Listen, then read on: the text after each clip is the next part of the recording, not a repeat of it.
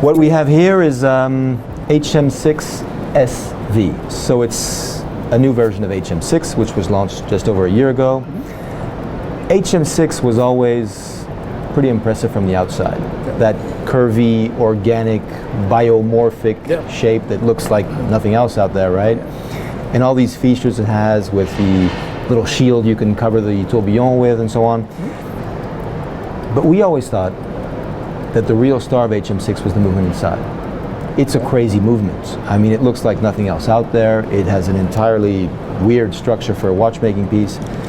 It has a number of interesting technical solutions to, you know, how you make these spheres revolve, how the turbines spin with the rotor and so on. So we always wanted to make an HM6 where you could actually see the movement. And that's why we've gone sapphire crystal. Top and bottom, so you can absolutely see everything that's going on. You can see how the movement works, essentially. When you talk sapphire crystal, you're obviously talking very difficult manufacturing process. Altogether, there are several sapphire crystal components here. Altogether, 350 hours of machining and polishing and so on. That's the equivalent in working days of about 2 months. So this is unreasonable. This is crazy. Why do people do these things? Why do we do these things?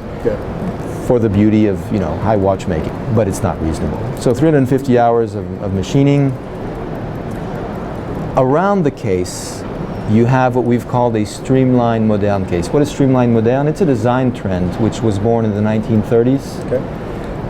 One of the most typical examples of streamline moderne is the Greyhound bus, with those curvy, grooved sides. And that's what you find here around the case. The belt around the entire case is a typical streamline moderne design.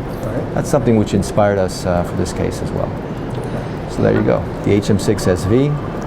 It's quite limited. This one is the red gold version, 10 pieces. There's a platinum edition, also 10 pieces, so 20 in total. The price is obviously high too, given the difficulty of machining the sapphire crystal. We have little Sherman here with us today. Sherman is our fourth collaboration with a wonderful company called L'Épée, 1839. They've been making table clocks since 1839, so a long tradition of table clocks, beautiful craftsmanship. The way we work with them is actually very simple. We come up with the general concept, the design, based on what we think is possible. We're watchmakers, so we're not clock makers, but we have a pretty good idea of what will probably be feasible. But once the design and the concept is done, we hand over to L'Épée, and they do all the engineering and the manufacturing. So from that point onwards, it's really L'Épée's job, L'Épée's baby. We started working with them a couple years ago because we wanted to kind of revisit the whole table clock concept. Let's face it, a lot of people are interested in wristwatches today. You know, that's what SIHH is about, right?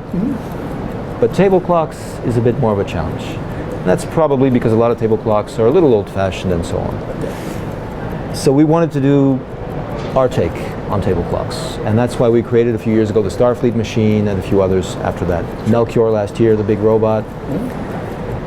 Sherman is Melchior, the big robot's little brother. He has two functions, just two, which he performs extremely well. One is telling the time, of course, so his chest will give you hours and minutes. He does that in a very precise way. He does that with an 8-day power reserve, so he'll get you through the week no problem. But his real function, his real superpower, is that hopefully, and I see it's working, he will make you smile. That's the most important thing about Sherman. Sherman, with a bit of luck, will remind you about, you know, the dreams you had as a kid, maybe a toy you had, a movie you saw, something you saw on TV. That's what we try to do at MB&F.